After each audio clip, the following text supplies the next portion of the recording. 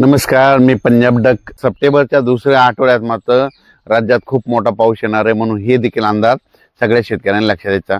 तर राज्यातल्या सर्व शेतकऱ्यांना सांगू इच्छितो, आज 1, 2, 3 सप्टेंबरच्या दरम्यान सांगायचं झालं तर सुरुवात आपण विदर्भाकडून घेऊ। 3 तारखेपर्यंत नांदेड जिल्हा, हिंगोली जिल्हा, यवतमाळ जिल्हा, चंद्रपूर, यवतमाळ, भंडारा, गोंदिया, अमरावती, अकोला, बुलढाणा, वाशिम, हिंगोली, त्याच्यानंतर परभणी जिल्हा, त्याच्यानंतर जळगाव जिल्हा, ह्या जालना जिल्हा, ह्या पट्ट्यामध्ये काय होणार आहे म्हणजे 31 ऑगस्ट पासून ते 3 सप्टेंबर पर्यंत दररोज वेगवेगळ्या भागात पाऊस पडणार आहे। सर्वदूर नाही पडणार, पण हे अंदाज सगळ्यांनी लक्षात द्यायचा। पण त्याच्या व्यतिरिक्त सांगू इच्छितो की राज्यात मध्ये सांगायचं झालं तर पूर्व विदर्भ आणि पश्चिम विदर्भ 11 जिल्ह्यामध्ये 4 तारखेपर्यंत पावसाचं वातावरण राहणार आहे, 4 सप्टेंबर पर्यंत राहणार आहे। म्हणून विदर्भातल्या शेतकऱ्यांनी हा अंदाज लक्षात द्यायचा। 4 सप्टेंबर पर्यंत म्हणजे विदर्भालगत तुम्हाला सांगू इच्छितो की नांदेड जिल्हा आहे, त्याच्या बाजूला परभणी जिल्हा आहे, त्याच्यानंतर हिंगोली जिल्हा आहे, त्याच्यानंतर लातूर जिल्हा आहे, जालना जिल्हा आहे, इकडे संभाजीनगर आहे। तर ह्या पट्ट्यात देखील काय होणार, 4 तारखेपर्यंत दररोज वेगवेगळ्या भाग बदलत पाऊस येणार आहे। म्हणून हा अंदाज मराठवाड्यातल्या शेतकऱ्यांनी अंदाज लक्षात द्यायचा। त्याच्यानंतर राज्यात मग परिस्थिती कशी राहणार आहे, तर राज्यातल्या आपण काय करू, उत्तर महाराष्ट्राकडे वळू। मग हे पाऊस 4 तारखेपर्यंत चालणार आहे। मग इकडला पावसाचा जोर कमी होणार आहे आणि त्याच्यानंतर 4 पासून 4 सप्टेंबर 5 आणि 6, 7च्या दरम्यान उत्तर महाराष्ट्राकडे वरुण राजाची बॅटिंग राहणार आहे।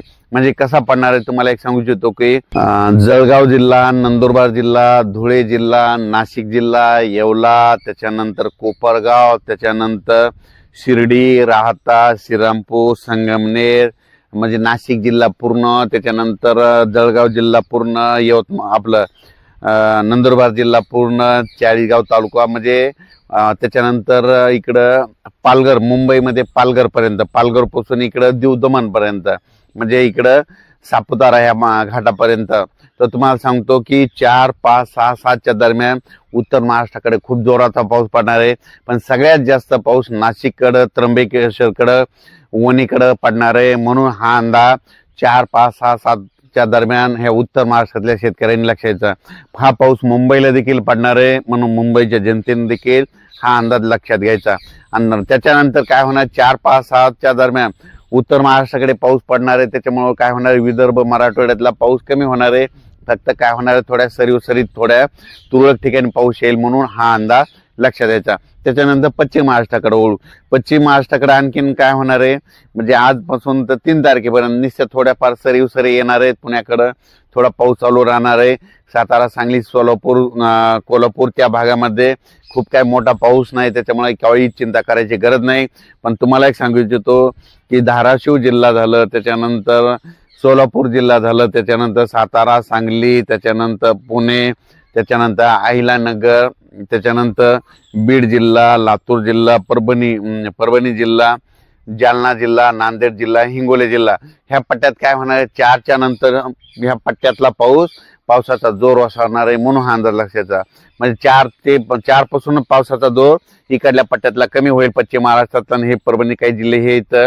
त्याच्यानंतर पण काय होणार आहे, उत्तर महाराष्ट्रातला पाऊस कायम राहणार आहे।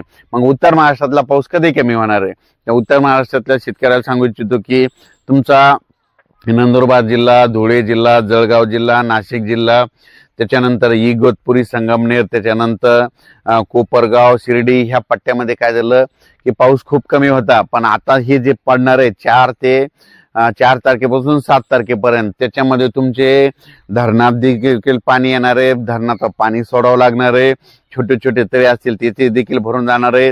म्हणून हे अंदाज लक्षात। पण नाशिक, त्र्यंबकेश्वर मात्र खूप पाऊस पडणार आहे, वणी ते देवी तिकडे मात्र खूप पाऊस होणार आहे, नंदुरबार जिल्ह्यात खूप होणार आहे, धुळे पारोळ्याकडे खूप होणार आहे। म्हणून हा अंदाज लक्षात घ्यायचा। मुंबईकडे सांगायचं झालं तर तो पाऊस पालघर पर्यंत जोराचा पडणार आहे। मुंबईकडे म्हणजे इकडं CST त्या भागामध्ये थोडाफार कमी असणार आहे, म्हणून ही अंदाज लक्षात घ्यायचा। पण राज्यात मात्र उत्तर महाराष्ट्राकडे 4 ते 7 दरम्यान पाऊस येणार आहे। मग त्याच्यानंतर परत सप्टेंबरमध्ये पाऊस येणार आहे।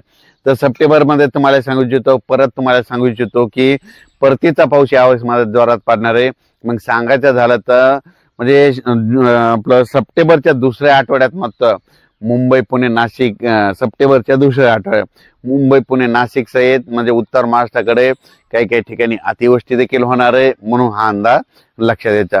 पण राज्यात सांगायचं झालं तर आता सध्यानं 31 ऑगस्ट 1, 2, 3 सप्टेंबरच्या दरम्यान पूर्व विदर्भ, पश्चिम विदर्भ, मराठवाड्याच्या काही जिल्ह्यामध्ये हा पाऊस काय होणार आहे म्हणजे दररोज वेगवेगळ्या भागात थोडाफार चालू राहणार आहे, म्हणून हा अंदाज लक्षात द्यायचा. आणि सर्वदूर कुठं पडणार म्हणजे 31 ऑगस्ट पासून ते 3 सप्टेंबर पर्यंत मग सारखा पाऊस कोणत्या पट्ट्यात चालू राहणार आहे 31 ऑगस्ट पासून ते 3 सप्टेंबर पर्यंत. तर तुम्हाला एक सांगू इच्छितो की नागपूर जिल्हा, वर्धा जिल्हा, भंडारा जिल्हा, अमरावती, बुलढाणा जिल्हा, त्याच्यानंतर अचलपूर, मोर्शी, त्याच्यानंतर इकडे अकोला तालुका, त्याच्यानंतर वाशिम, इकडे हिंगोली, त्याच्यानंतर बुलढाणा, पुन्हा जळगाव, जामोद घाटाच्या खाली, तसंच जळगाव ह्या पट्ट्यामध्ये मात्र 3 तारखेपर्यंत दररोज वेगवेगळ्या भागात सारखा जोराचा पाऊस पडणार आहे. रात्रीच्याला पाऊस हजेरी लावणार आहे, म्हणून 3 तारखेपर्यंत 3 सप्टेंबर पर्यंतचा अंदाज लक्षात द्यायचा. 4 नंतर त्या भागातला देखील पावसाचा जोर ओसरणार आहे, म्हणून हा अंदाज लक्षात द्यायचा. पण राज्यात मात्र 7 तारखेपासून 7 सप्टेंबर पासून सगळ्या राज्यातला म्हणजे पावसाचा जोर कमी होणार आहे. राज्यात ठिकठिकाणी सूर्यदर्शन होणार आहे, म्हणून हा अंदाज लक्षात द्यायचा. मग 7 सप्टेंबर नंतर परत राज्यात मग शेतकऱ्याचे बरेच प्रश्न आहेत की मग परत पुन्हा पाऊस कधी येणार. तर परतीचा पाऊस सुरू होणार आहे आणि ते पाऊस काय होणार आहे म्हणजे 12 तारखेच्या नंतर म्हणजे आपण सांगितलं ना 13 सप्टेंबर ते 16-17च्या दरम्यान परत राज्यात परत मोठा पाऊस येणार आहे, म्हणून हा अंदाज लक्षात यायचा. आणि सप्टेंबरच्या शेवटच्या आठवड्यात एकदा पाऊस येणार आहे, म्हणजे सप्टेंबरमध्ये आणखीन 2 मोठे पाऊस पडणार आहे, म्हणून हा अंदाज लक्षात घ्यायचा. अचानक वातावरणात बदल झाला तर लगेच एक मेसेज दिला जाईल.